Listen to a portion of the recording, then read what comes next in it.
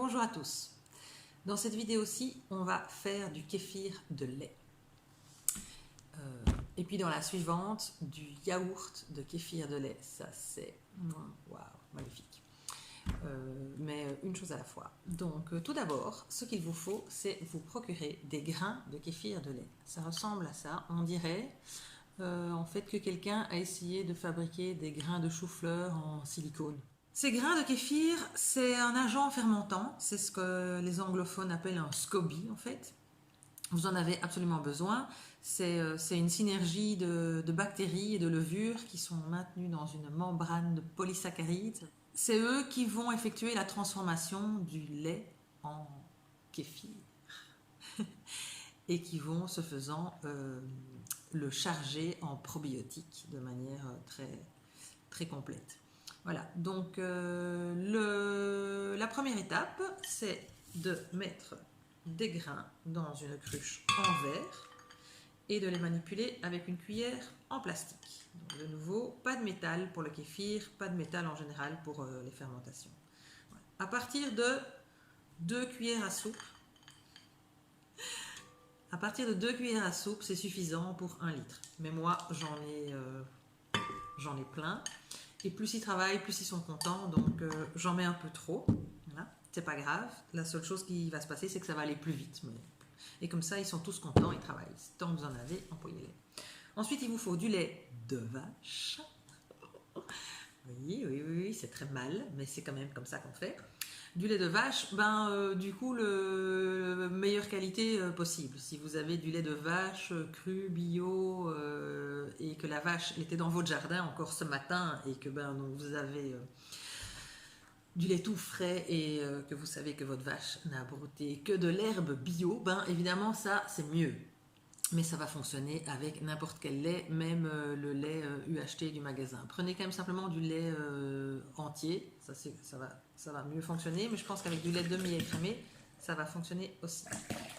Voilà, je recouvre les grains de kéfir avec le lait de vache, je dépose ma cruche quelque part et je la couvre avec soit un sac à lait végétal, comme ça, voilà, soit une étamine que j'ai découpée ou pas découpée.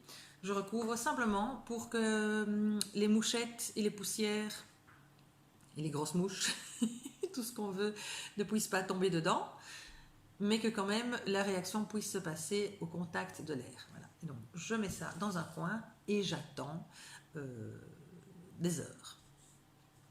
Je peux de temps en temps, quand je passe à côté, ça c'est vraiment le top du top, je tourne pour bien mélanger, pour faciliter le travail des bactéries, pour qu'en fait chaque molécule de lait ait l'occasion d'être en contact avec les grains. Mais si je tourne pas, ça se passera quand même. Quand ils auront tout mangé, ils iront chercher ailleurs.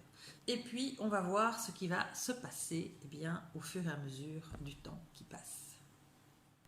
Si chaque fois que je passe à côté, je tourne un petit peu, ou que j'agite dedans avec un bâton, le manche d'une cuillère en bois, ma cuillère en plastique ou quelque chose comme ça.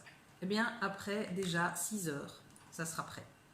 Si je n'agite pas et que je l'oublie, et que j'attends 24 heures, ça sera prêt aussi. Le principe, ça va être toujours le même. Plus j'attends longtemps, plus le goût sera corsé et tirera vers un peu le fromage. Plus je le prends tôt, plus le goût sera doux parce qu'en fait, l'entièreté du lait n'aura pas encore été complètement transformée. C'est simplement ça. Voilà, donc à tout à l'heure.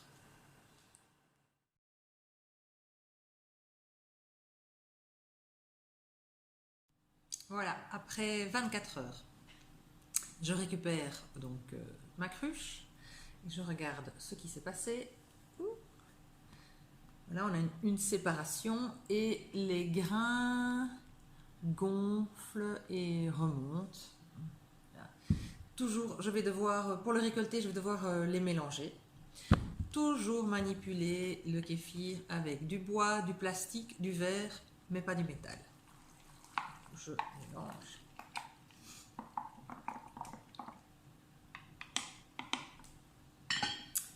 Et je filtre, tout simple. Et là, je ne dois absolument pas avoir peur de les abîmer parce que je peux vraiment les écraser. D'abord, je tourne, ça coule. Mais ensuite, je peux vraiment les écraser et c'est même pas grave.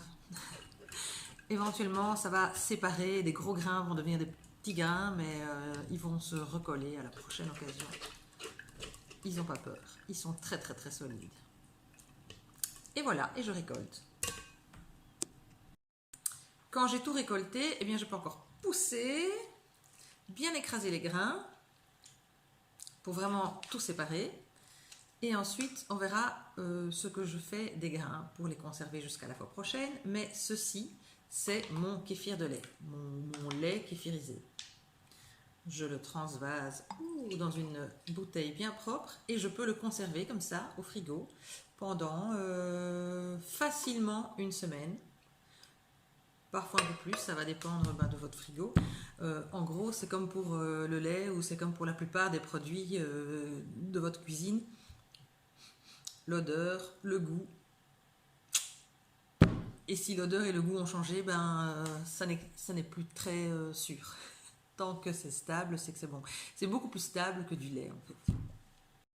Les grains que j'ai récoltés, je les mets dans un bocal. Je les mets dans un bocal.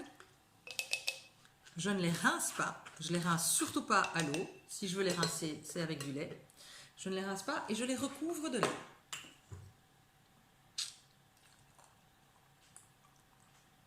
Bien couvert. Je me procure un bocal en verre. Coup de bol qui ferme avec un couvercle en plastique. C'est mieux. Ça évitera que quand il remonte, il touche le métal.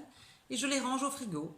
Et bon voilà, ils vont travailler, hein. On va voir qu'ils vont rattraper une drôle de forme, c'est pas grave. Ils peuvent rester au frigo facilement 2 semaines, voire un peu plus.